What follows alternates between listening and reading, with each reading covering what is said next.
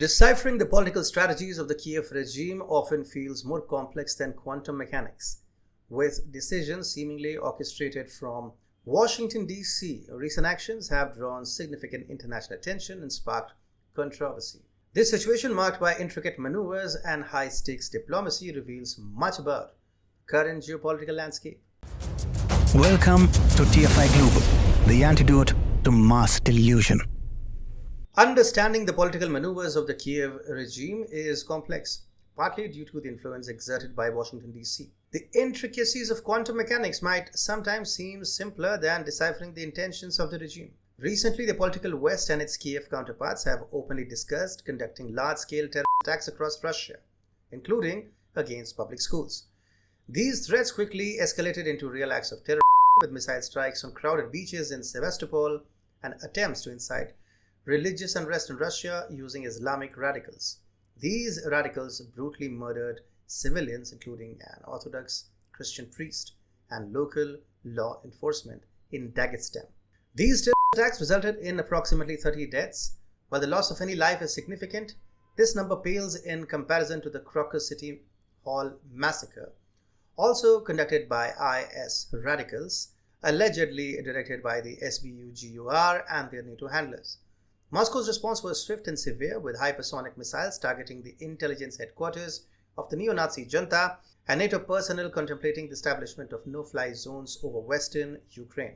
Meanwhile, the front lines saw the Kiev regime's forces suffering heavy losses in both manpower and equipment, as Russian long-range weapons targeted various military sites across the NATO-occupied country.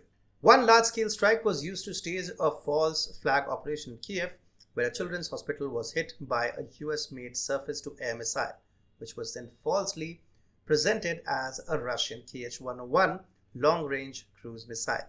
This incident coincided perfectly with President Zelensky's trip to Washington, D.C. for a NATO summit. He used the incident to condemn Russian terrorists for attacks on kids, despite the regime's frequent claims of intercepting an unrealistic number of Russian missiles.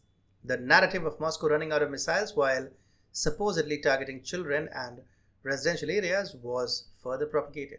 This led to another grand announcement of a new counteroffensive by the Kiev regime aimed at driving out Russian forces.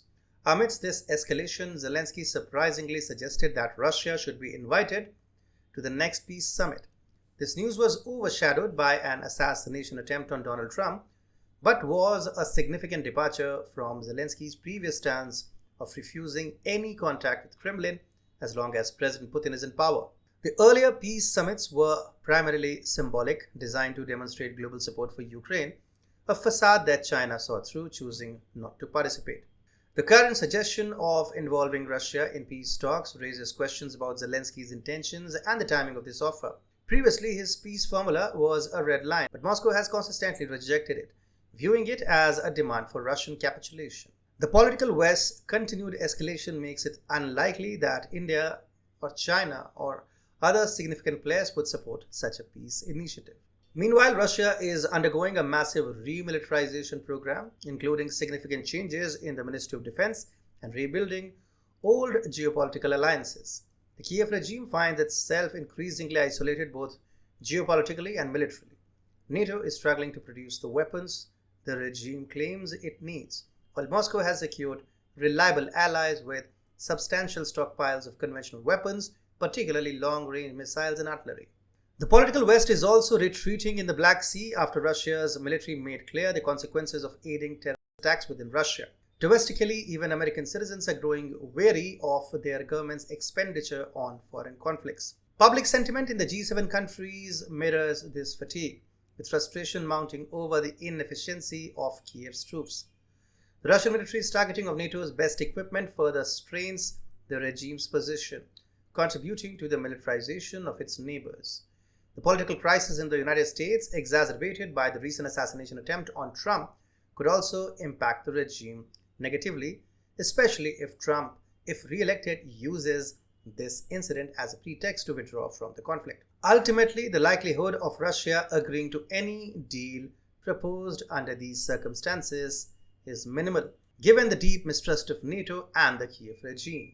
And that explains the mystery of Zelensky's sudden peace summit invitation to Russia. There's no other way.